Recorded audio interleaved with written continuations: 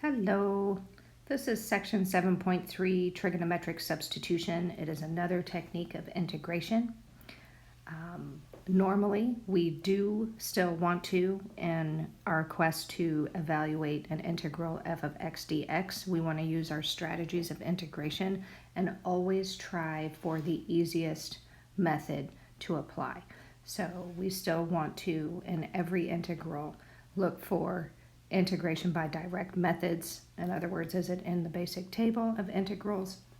Can we find a u substitution that will transform it into a basic integral?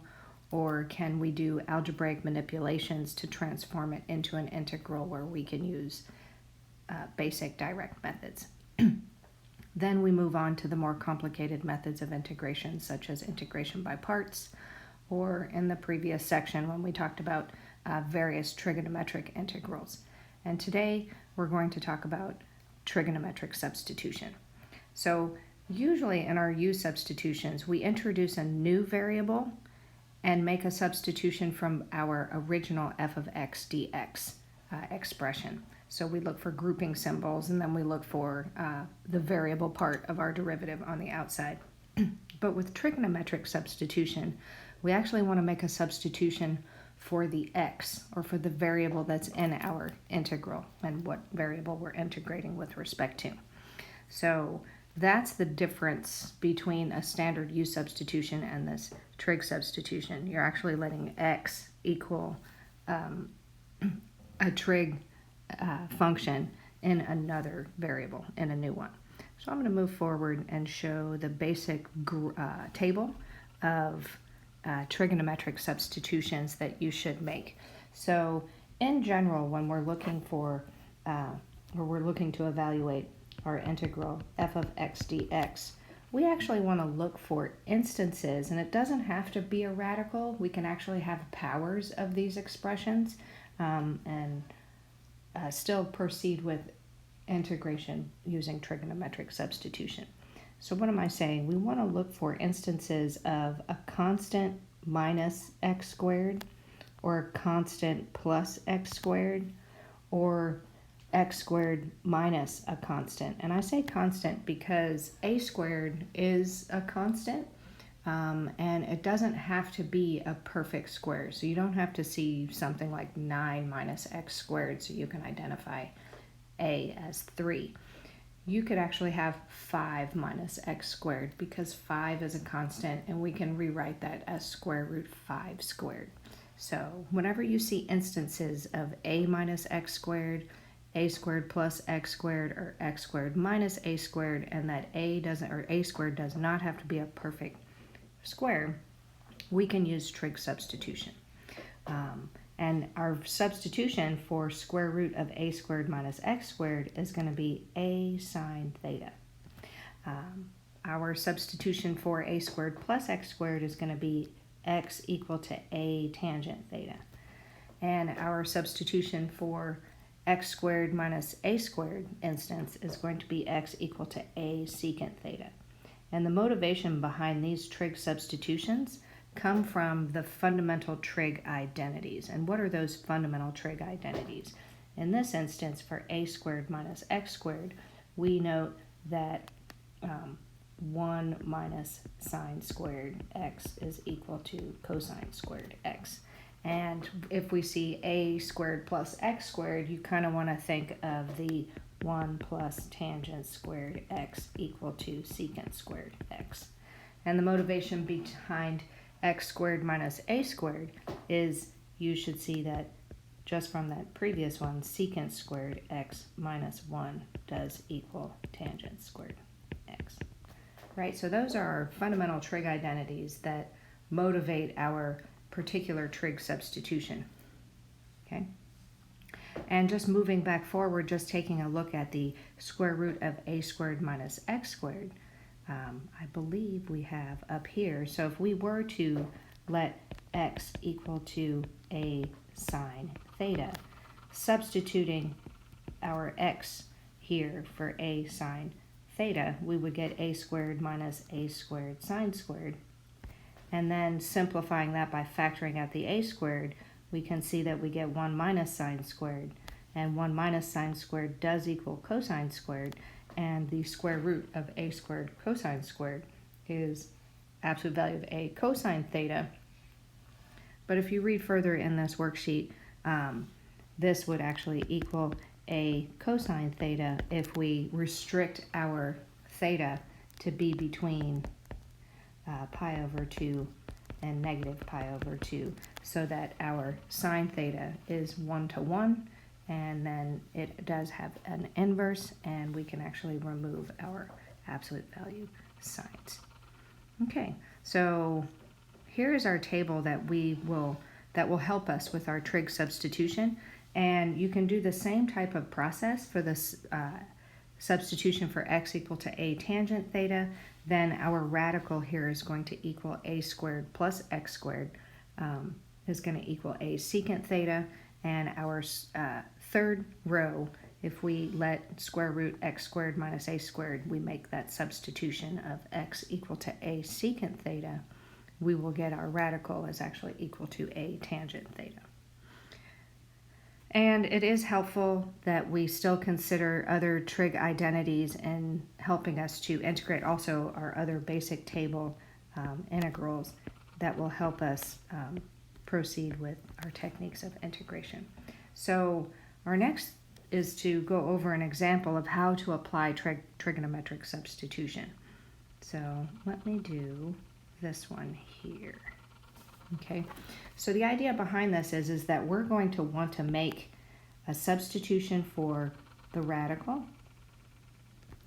We're going to want to find an expression for x cubed, and we're going to want to find an expression for dx.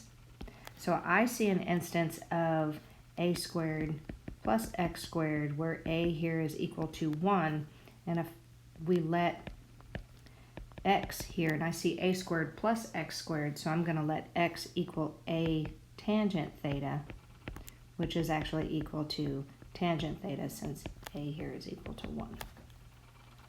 I need to find an expression for x cubed, so I'm just going to cube both sides of this expression.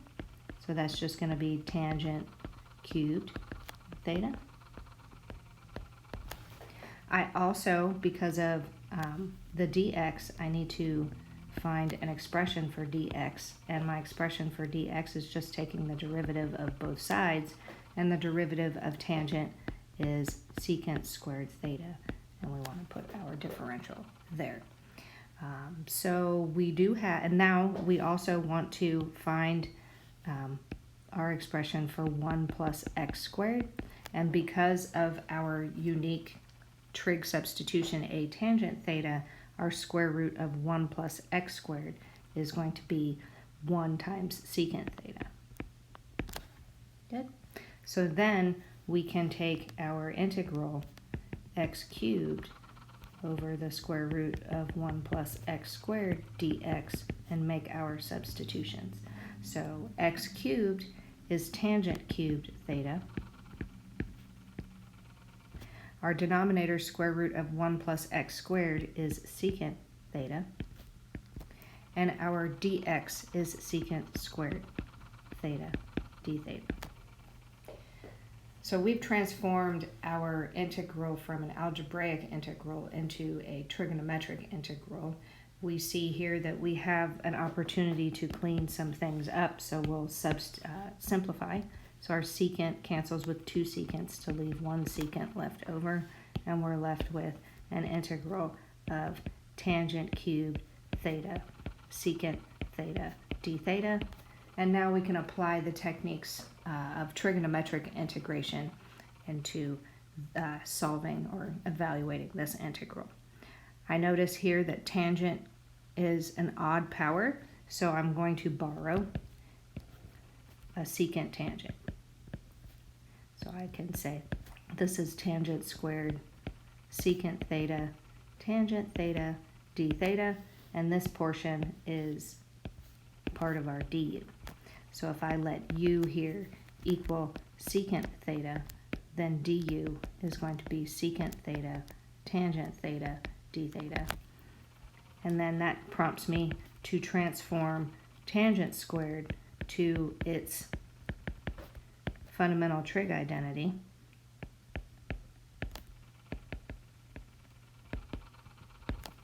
And now I can make my substitution, and this ends up being u squared minus 1 du.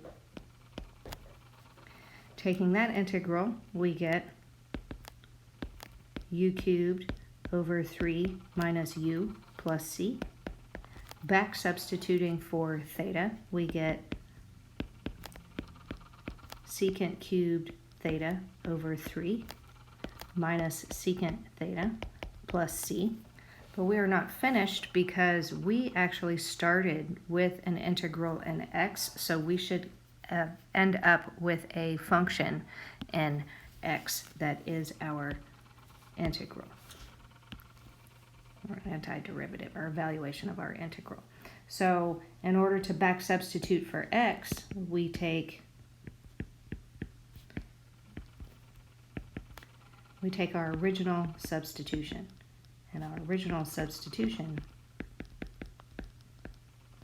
was x equal to tangent theta. X is actually equal to x over 1, and tangent is opposite over adjacent. So we can create a reference triangle here that represents that value, and we have theta, and our opposite side is x, our adjacent side is 1, and the remaining side is going to be the radical that you see in that table. If you do the Pythagorean theorem, you will easily see that it is 1 plus x squared. And that is what appeared in our integral. It is what appears in our table of trig substitution suggestions. So in our antiderivative, we need an expression for secant theta. So secant theta here is defined to be hypotenuse over the adjacent side, and that is the square root of 1 plus x squared over 1, or just the square root of 1 plus x squared. So our final calculation, our integral of x cubed over the square root of 1 plus x squared dx equal to secant theta cubed over 3 minus secant theta plus c. Back substituting for our secant expression, we get the square root of 1 plus x squared cubed over 3 minus the square root of 1 plus x squared plus c. And that is how we use trig substitution in our tables. Let's do one more example to emphasize the process. So let's do this one. So I see 3 components again. We need an expression for dx, we need an expression for x, and we need an expression for x squared minus 16. I see an x squared minus an a squared, where a here is equal to 4, because the square root of 16 is 4. So my instance of x squared minus a squared, I want to let x here equal a secant theta. And since a here is equal to 4, it's going to be 4 secant theta. That's already my value of x. I don't need to take a power of it. But I do want to take its derivative because I need an expression for dx. And the derivative of 4 secant theta is 4 secant theta tangent theta, d theta. And then finally I need square root of x squared minus 16. And it's automatically calculated for you in the table, and that is going to be 4 tangent theta.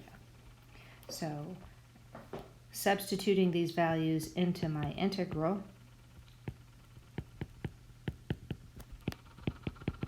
I get 4 secant theta over, and the square root of x squared minus 16 is 4 tangent theta, and dx here is 4 secant theta, tangent theta, d theta. I have an opportunity to clean things up. One 4 cancels with another 4. The tangent cancels with the tangent, and I'm left with an integral of 4 secant squared theta d theta. And that is a very simple integral to evaluate since it is in the basic table. What function has derivative equal to secant squared? Tangent does. That is tangent of theta, be careful with that, plus c. Our original integral was in terms of x, so we want to end with a function or end with a calculation of our integral in variable x. So we take our original substitution, and our original substitution was x equal to 4 secant theta.